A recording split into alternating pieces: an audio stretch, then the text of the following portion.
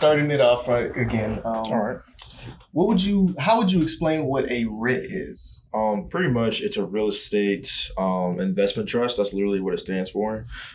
Basically it's like a stock or it can be an ETF where they're in the business of owning real estate properties that help generate income or they help finance real estate properties. Mm-hmm. And so that's pretty much what it is. So basically stocks that and they really generate really good dividend yields. Mm-hmm. So they take the rental properties or whatever commercial real estate that they're using, and they will use those profits to pay out like their shareholders as dividends. So it's another way of getting passive income.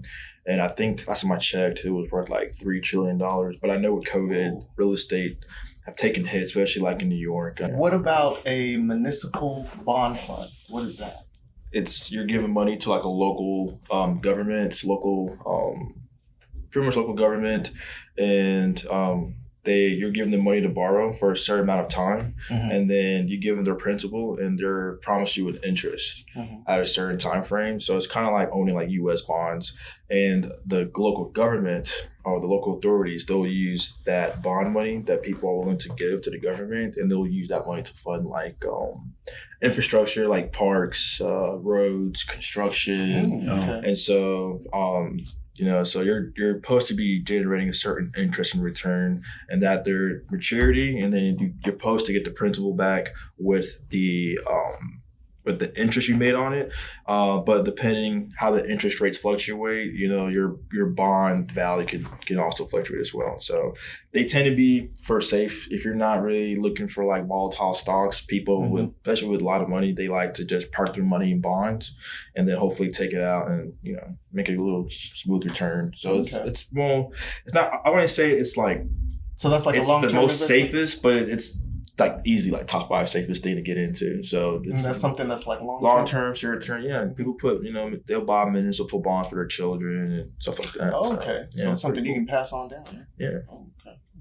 Okay. Yeah. What about index funds?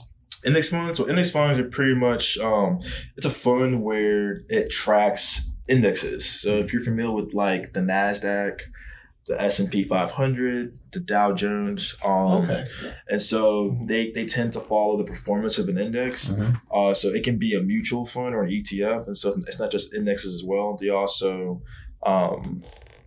have certain type of indexes where they also put different. It's like a basket of different companies, and so instead of like worrying about one individual stock and this one might be too volatile, you're going to buy this one fund that has like 5 or 40 different companies Mhm. in a certain sector, whatever. And it kind of like hedges. So this one company might be doing really bad, but this other one is doing really well. And maybe this other 4 are doing really well, pulling its weight, and it causes that overall fund value to go up.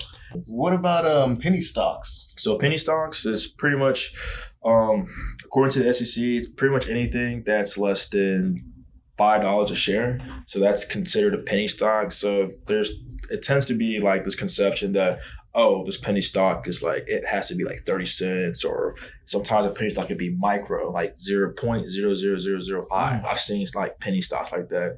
Wow. That's- Micro of a penny. It's crazy. That's crazy. What kind of companies are being...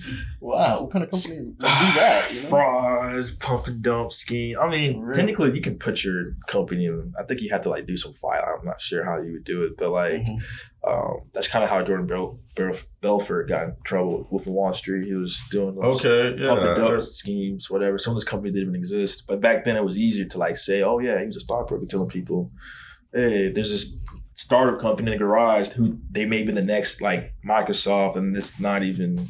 It's like some dry wash. It's like,